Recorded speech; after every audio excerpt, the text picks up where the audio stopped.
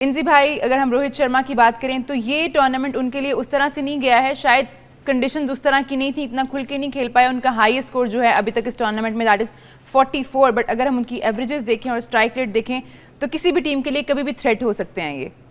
नहीं, इसमें तो कोई शक वाली बात नहीं है कि जिस तरह का रोहित शर्मा प्लेयर है कि जिस टाइम भी ये इनिंग्स खेलेगा तो ये मैच विनिंग इनिंग्स खेलता है, कि जो इसका खेलने का स्टाइल है। बड़े कम प्लेयर्स होते हैं कि जी जो टॉप ऑर्डर से इस तरह की इनिंग्स खेलने के कि जी मैच को वन साइडेड कर देते हैं। इससे पहले इंडिया में सहवाग था, वो भी इसी तरह का खेलता था। तो प्लेयर्स को अगर आप इनके स्टैट्स के हिसाब से न्यूजीलैंड से कंपेयर करेंगे प्लेयर्स का, तो मेरे ख्याल में इंडिया के स्टैट्स हैं ना बहुत आगे होंगे इनकी। जो सी अगर आप एवरेज भी देखें ना, स्ट्राइक रेट भी देखें, एवरेज भी देखें, तो वो बहुत ज़बरदस्त हैं। और ये ऐसे प्लेयर हैं कि और स्पेशली ये अपनी कंडीशंस में ना ये बहुत ख़तरनाक हो जाते हैं, क्योंकि जी इनका ये बिल्कुल उसका फ़ायदा उठाते हैं, ये बिल्कुल भी लीवरेज नहीं देते। अभी इस टूर्नामेंट में भी देख लेंगे कि जी ठीक है, हम ये तो कहते रहेंगे कि जी इनको फेवर है, और वो है भी सही, कोई इसमें ऐसी बात नहीं है, लेकिन इन्होंने उस कंडीशंस का अपना फ़ायदा कितना अच्छा उठाया है। शायद कोई दूसरी टीम है ना उतना फ़ायदा ना उठाती जितना इन्होंने उस चीज़ का फ़ायदा उठाया, क्योंकि जी अपनी इन्होंने प्लानिंग पूरी की, क्योंकि जी यहाँ स्पिनिंग ट्रैक है, उनके स्पिनर्स ने पूरा फ़ायदा उठाया, बैट्समैनों ने कि किस तरह रन्स करने हैं। अब ये ना फ़ायदा उठाने से मुराद ये नहीं कि जी छक्के वगैरह मारे हैं। रोहित शर्मा ने आके जिस तरह इनिंग्स खेलते कि अपने इसने हिटिंग की, नीचे से विराट कोहली वगैरह ने सिंगल से मैच जीता। दूसरी टीम में जो आउट हो रही है ना, वो यहाँ भी बड़ी हिटें मारने जाने हैं, कि जिस तरह वो लाहौर में खेल रहे हैं, कराची में खेल रहे हैं, इस तरह की बैटिंग की है उन्होंने दोनों मैचों में, पाकिस्तान के खिलाफ भी और ये अपने बांग्लादेश और न्यूजीलैंड वाला मैच, ये साउथ अफ्रीका, इन्होंने अपने ना सिंगल किए हैं, क्योंकि जी उन्होंने कहा कि यहाँ बड़ी हिट नहीं लगेगी। तो कंडीशंस को बेहतरीन तरीके से यूटिलाइज़ किया है।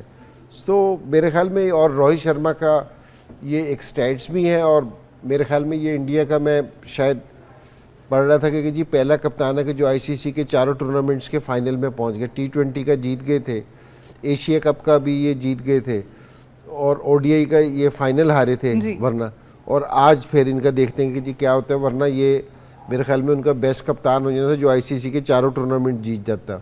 सकी भाई, अगर हम दोनों टीम्स की बात करें तो बैलेंस्ड साइड दोनों, अगर हम इनकी बैटिंग देखें तो इंडिया की बैटिंग जो है वो नंबर 8 तक जाती है। फिर अगर हम न्यूजीलैंड की देखें तो उनकी भी 7वें नंबर तक बैटिंग है। और ऐसा नहीं है कि जो ऑलराउंडर हैं वो दोनों काम सही नहीं कर सकते, वो बॉलिंग भी बेहतरीन करते हैं और बैटिंग भी बेहतरीन करते हैं। तो दोनों बैलेंस टीम्स और वेल डिजर्विंग टीम्स जो हैं वो फाइनल में पहुंची हैं, इसमें कोई शक नहीं है।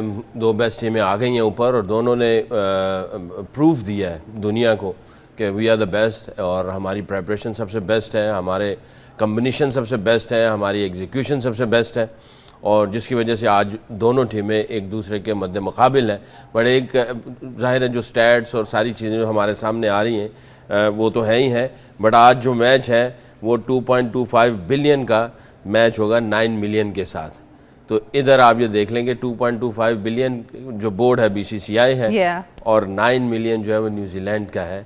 तो न्यूजीलैंड का प्रोडक्ट जो है वो 9 मिलियन समझ लें कि उसके ऊपर लगा हुआ है, और इधर 2.25 बिलियन लगा हुआ है।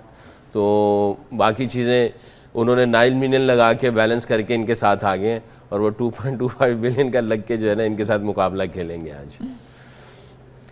सकी भाई, अगर हम प्लेयर टू प्लेयर बात करें, अब रोहित शर्मा और विल यंग की अगर हम कंपैरिजन करें तो बनता ही नहीं है, because Rohit Sharma is like the greatest. अगर अब हम उनके नंबर्स देखें 2007 से जो है वो टीम का हिस्सा हैं, और will young comparatively very young cricketer. 2021 में उनका आगाज़ हुआ था, 2025 और अब तक उन्होंने 44 मैचेस खेले हैं।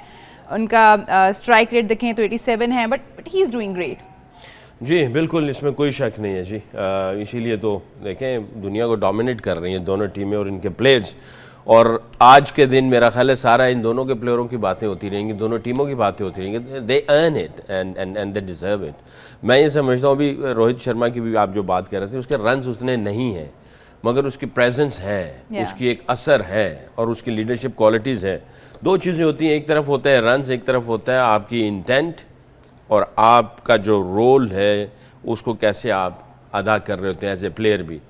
अगर आपकी इंटेंट है और रन्स नहीं हो रहे हैं, तो वो इंटेंट ट्रिकल डाउन करती है सबके अंदर कि यार हमारा लीडर जो है उसने कहा कि मैं ऐसे जाऊंगा, ये मेरा रोल है और ये मेरा प्लान है, उसको एग्जीक्यूट करता है। रन्स नहीं होते, मगर वो इंटेंट ट्रांसफ़र हो जाती है, वो उसने जिस तरीके से एग्जीक्यूट किया होता है वो अंदाज ट्रांसफ़र होता है और फिर सारे उसको एम्ब्रेस करते हैं और वो उस तरह अपना एग्जीक्यूट करना शुरू हो जाते हैं। तो आई थिंक उसने जो स्टार्टिंग से जो बता रहा है दुनिया को, इस मरतबा इतने रन्स तो नहीं हुए बट उसने अपना इंटेंट बता दिया, अपना रोल बता दिया, अपना प्लान बता दिया कि मैं ऐसे जाऊंगा और मैं अपनी टीम को इस तरह सपोर्ट करूंगा। और इनसे भाई ने जो कहा कि नीचे विराट कोहली है, वो क्लासिकल क्रिकेट खेलता है, इंटेलिजेंट क्रिकेट, मनूवरिंग करके, भाग दौड़, मेहनत करके। इस वाले टूर्नामेंट में उन्होंने बहुत मेहनत की है, बाउंड्रीज उनकी बहुत ही कम थी बट उनके अगर हम स्ट्राइक रोटेट जिस तरह से वो कर रहे थे वो बहुत ही बेहतरीन था और काफ़ी एग्जाम्पलरी भी था बाकी क्रिकेटर्स के लिए। अगर हम बात करें तो इंजी भाई, शुभमन गिल और रचिन के बारे में मैं ज़रूर बात करना चाहूँगी। इन दोनों का तो हम, मुझे लगता है, बहुत ही फेयरली कंपैरिजन कर सकते हैं। शुभमन गिल ने सेंचुरी भी की है इस टूर्नामेंट में और अगर हम उनका स्ट्राइक रेट देखें दैट इज़ 100 और अगर हम रचिन का देखें तो दैट्स 108। नहीं, ये रचिन है ना, मैं इसकी बात करूँगा और स्पेशली यहाँ जिस तरह ये खेल रहा है आके इन पिचेस पे, इन कंडीशंस पे, तो ये बहुत बड़ी बात है। मैं अगर फेयर ओपिनियन निकालूँ ना कि अगर ये स्पिनिंग ट्रैक ना हो और ये सब कॉन्टिनेंट से बाहर मैच हो तो न्यूजीलैंड फेवरेट टीम है। जो ये बैलेंस इनकी टीम है ना जी, तो न्यूजीलैंड फेवरेट होगी। हम सिर्फ ये नहीं है कि जी इंडिया की बैटिंग है ना बहुत फेवरेट है या इस तरह की है, न्यूजीलैंड की बैटिंग भी है ना बहुत ज़्यादा बैलेंस्ड है, बहुत ज़बरदस्त है, एक्सपीरियंस है। लेकिन सिर्फ अगर आप पिछला मैच भी देखो ना, कंडीशंस की वजह से ये हारे हैं। ये इंडिया को ये कंडीशन सिर्फ फेवरेट कर रही हैं कि उसकी वजह से कि जी 4 स्पिनर से आप अगर नोट करें कि कितने वनडे के मैचेस, कितने टूर्नामेंट में कभी आपने देखा कि जी 4 स्पिनर्स के साथ खेलते हैं? कोई कहीं भी कोई आपको इस तरह के जी 4 स्पिनर्स के साथ खेल रहे हैं? तो इसका मतलब ये है कि जी कंडीशंस किसी के लिए बनाई जा रही हैं कि ये आईसीसी का टूर्नामेंट नहीं है कि जी आप है ना, कि आईसीसी का टूर्नामेंट है कि जी आप है ना फेयर कंडीशंस बनाएं। जिस तरह पाकिस्तान की पिचेस थी ना दोनों के लिए कि जी अगर एक टीम ने 300 किया है तो दूसरी ने भी 300 किया है, फेयर थी। यहाँ सिर्फ स्पिनर्स के लिए कि जी 4 स्पिनर्स खेल रहे हैं।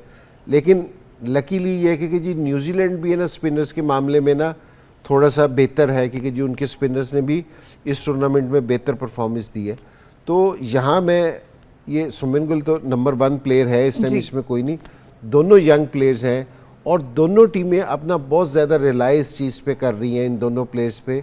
वो इसलिए क्योंकि जी शुभमन गिल भी खेलता है तो जिस टाइम टॉप से, ये भी टॉप से खेलता है। अगर पिछले मैच में जिस तरह रिचर्डसन ने भी वो क्या नाम है इनके, केन विलियमसन ने भी 100 किया था ना जी, इसका जो उनका स्ट्राइक रेट था ना वो विलियमसन से बेहतर था, रचिन का बेहतर स्ट्राइक रेट था।